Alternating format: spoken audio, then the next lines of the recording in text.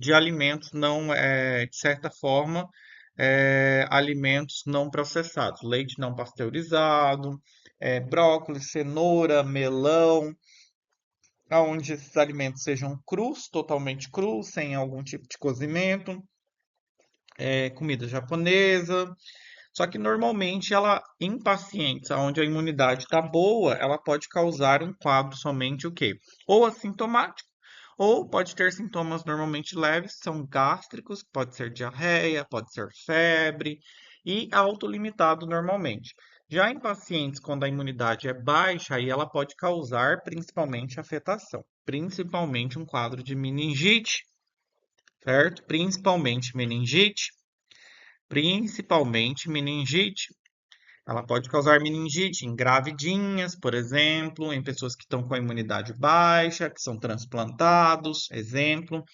E ela tem uma característica porque ela é uma bactéria que a gente fala intracelular facultativa. Ela pode tanto dentro da célula permanecer como fora. E ela usa normalmente uma enzima, que é a listeriolisina O, para romper os fagossomas e escapar diretamente para o citoplasma da célula do hospedeiro, onde normalmente aí ela utiliza uma proteína para mover e invadir a célula diretamente. Então ela usa escapar diretamente do citoplasma. Então ela costuma usar essa característica, escapando dos fagoslisosomas e se replicando no citoplasma é, das células, certo? Outra que a gente comentou na última aula também foi a respeito da rickettsia. Lembrando que a rickettsia é a famosa doença do carrapato. E a rickettsia é uma bactéria totalmente intracelular, de forma obrigatória, isso significa que sim ou sim ela precisa estar dentro da célula para ela conseguir os seus nutrientes. E ela gosta principalmente, como eu falei, de forma geral, das células endoteliais, que causam normalmente um quadro de vasculite nos nossos pacientes, certo?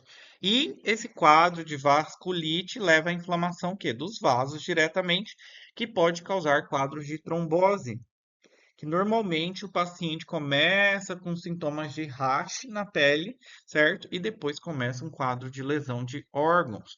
Normalmente, para tratar rickettsia também, a gente costuma utilizar doxiciclina. É o fármaco de escolha para tratamento de rickettsia, certo? De rickettsia. Que complicação que o paciente pode ter aí em um quadro de rickettsia, principalmente? O próprio nome já diz, se tem afetação dos vasos sanguíneos, pode ser rompimento desses vasos, que pode levar a um quadro que é de trombose, de trombose. Shigella. Shigella já é uma enterobactéria, certo? E a Shigella ela tem as suas características em particular, que ela é um bacilo gram-negativo, ela é imóvel e normalmente ela não fermenta lactose, que são características importantes a nível do laboratório. E ela produz normalmente o que a gente fala que é a disenteria, que a disenteria são fezes sanguinolentas e com muco que parece muito com o que eu falei, gelatina de framboesa, certo? O paciente pode ter febre, pode ter tenesmo, o quadro clínico do paciente às vezes começa muitas vezes com febre alta, diarreia e depois ele acaba evoluindo para tenesmo, que ele pode ter aí de 20 a 30 deposições nessa forma de disenteria, que é a gelatina de framboesa com muco e sangue.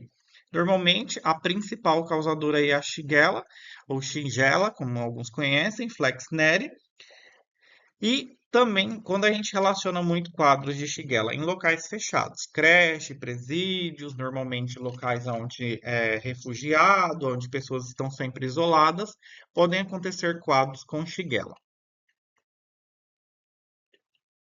Micoplasma foi outra bactéria que a gente falou. Durante a aula foi algo que era muito importante. Recordar que o micoplasma, ele é uma bactéria que ela não funciona utilizar penicilinas e beta-lactâmicos, porque ela é uma bactéria onde ela não tem parede celular. Normalmente os micobactérium, ou perdão, os micoplasma, a parede deles é formada de forma o quê? Por esteróis. Então, eles não, ou seja, como os beta-lactâmicos eles atuam, são antibióticos e atuam em parede celular bacteriana, aqui para micoplasma, as penicilinas elas não funcionam devido a essa bactéria ela não possuir parede celular. Isso é importante recordar também. E lembrando que o micoplasma também, a gente tem aí algumas classificações. E lembrando que bactérias que causam pneumonia de forma atípica, a gente tem o micoplasma diretamente o quê? Pneumonia atípica. Se recordam que comentamos em sala. Qual que é o quadro clínico de um paciente com pneumonia atípica? Se atentem a isso também, importante, certo? E os germes que normalmente causam pneumonia atípica é Mycoplasma pneumoniae e também a famosa o quê? Clamídia pneumoniae. Essas também causam quadro de pneumonia de forma atípica. Outro que a gente tem aí é a famosa Bordetella pertussis, não podemos deixar de falar dela porque ela causa coqueluche. E como eu falei para vocês, a gente tem a vacina para coqueluche, só que muitas mães não vacinam, né? Então, o que costuma aparecer muitas vezes são lactantes, com uma tosse de forma persistente. E essa tosse normalmente é o quê? Paroxística, ou seja, muito intensa, e que logo em seguida a criança acaba debutando, porque acaba vomitando. Ela tem um famoso estridor inspiratório, que é aquele que a gente falou do galo, e ela tem dificuldade até mesmo que para se alimentar. Aqui pode ser que normalmente a criança não apresente um quadro é, febril e ela se divide normalmente em fases. Lembra diretamente que a bordetela ela se divide em três fases. Quais são essas três fases que a gente comentou diretamente na sala, que seriam umas fases diretamente da coqueluche, que ela se divide sempre em três fases. Se recordam quais eram as três fases que a gente falava que era da coqueluche? Que seriam três fases da coqueluche. Lembram? Ah, não está sendo gravada. Está sendo gravada, disfarça. Eu achei que vocês estavam aqui.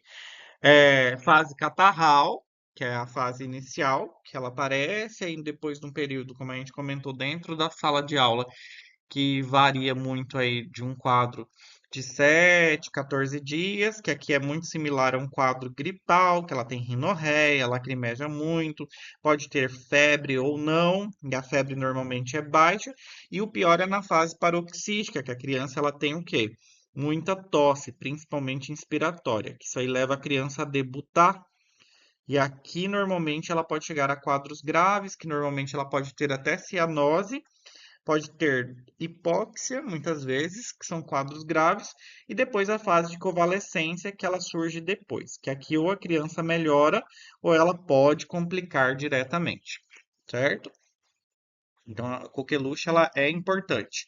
Precisa se recordar de coqueluche, que a criança normalmente ela pode ter esse quadro de estrindor. Estrindor que a gente fala inspiratório, que é aquele barulhinho, o galo, e o vômito pós-tosse. Isso é característica de coqueluche. Depois a gente também comentou de Pasteurella mutocidas, lembrando que ela é um bacilo gram-negativo ou um cocobacilo, certo? Está muito relacionado principalmente a quadros diretamente de mordida de cachorro ou arranhadura de gato, né? Só que aí, cuidado, que tem outra também que a gente comentou, que é a Bartonella henselae. Bartonella henselae também é um bacilo. Normalmente, a Pasteurella ontocida, a gente fala que ela é um bacilo cocobacilo, enquanto a gente fala que a Bartonella henselae, ela é um bacilo gram-negativo. Cuidado nessa parte. E que normalmente a Bartonella henselae, ela causa um quadro de linfoadenopatia pré-auricular e conjuntivite no paciente, enquanto diretamente a Pasteurella mutocidas, ela não tem essa manifestação clínica no paciente. O paciente aqui, ele tende a manifestar o quê? Onde o cachorrinho ou o gatinho arranhou, pode começar a apresentar exantema, vermelhidão, pode ter a presença um pouquinho de um sinal infeccioso, inflamatório, e depois pode chegar até mesmo a um quadro que de bacteremia, certo? Pode progredir para um quadro de bacteremia. Neisseria meningitidis, lembrando que a Neisseria meningitidis, a gente fala que ela é o quê?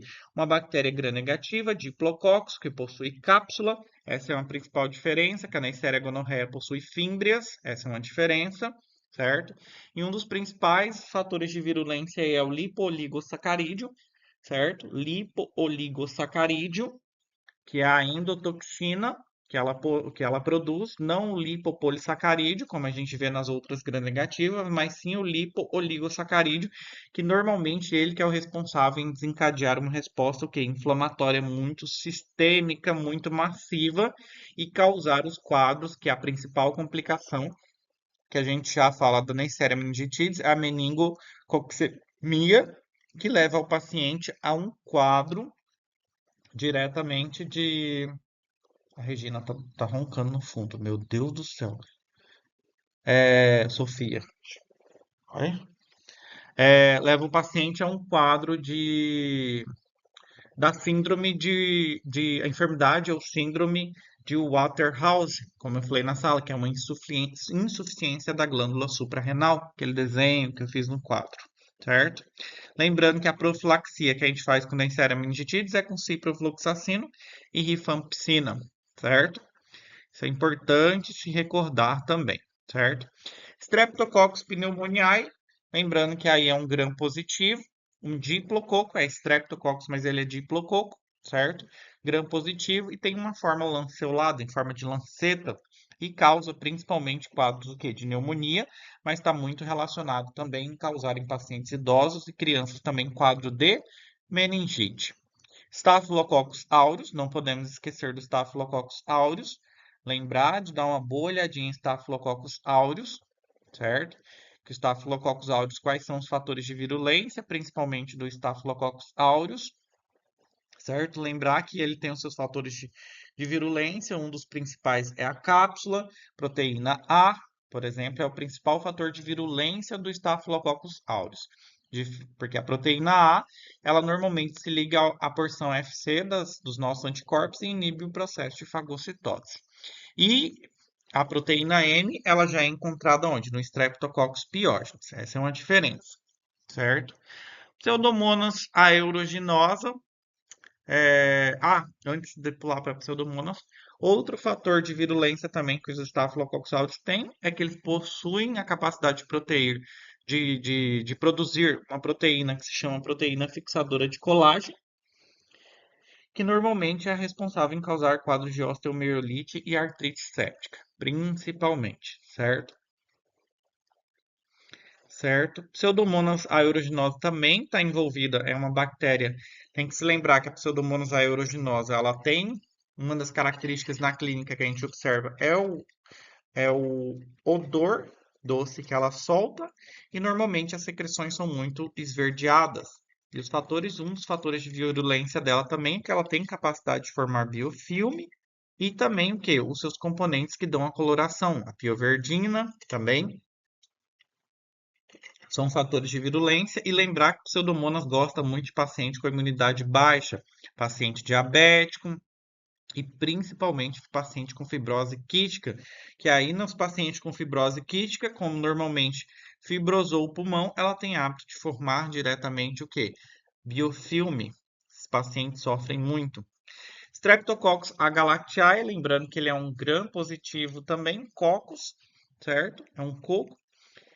E normalmente ele é conhecido também como Streptococcus do grupo B na classificação de Lancefield, porque possui um polissacarídeo do tipo C, e o Streptococcus agalactiae está muito relacionado em causar processos infecciosos em recém-nascidos, principalmente quadro de meningite, pneumonia e sepsis. Clostridium botulinum, lembrando que o Clostridium botulinum, que é utilizado principalmente no Botox, libera toxina botulínica, que normalmente bloqueia a liberação de acetilcolina e produz nos pacientes normalmente um quadro de paralisia de forma flácida, não espástica. Isso é importante recordar também, certo? Quem causa a paralisia de forma espástica é a toxina diretamente o quê? Tetânica, certo? Streptococcus pyogenes, lembrar que ele é um Streptococcus pyogenes do grupo A, ele é beta-hemolítico, certo? E normalmente ele é um micro-organismo, como vocês viram na prática, que ele é sensível diretamente à bacitracina. Sensível à bacitracina, certo? Isso é importante recordar, ok? Para a gente não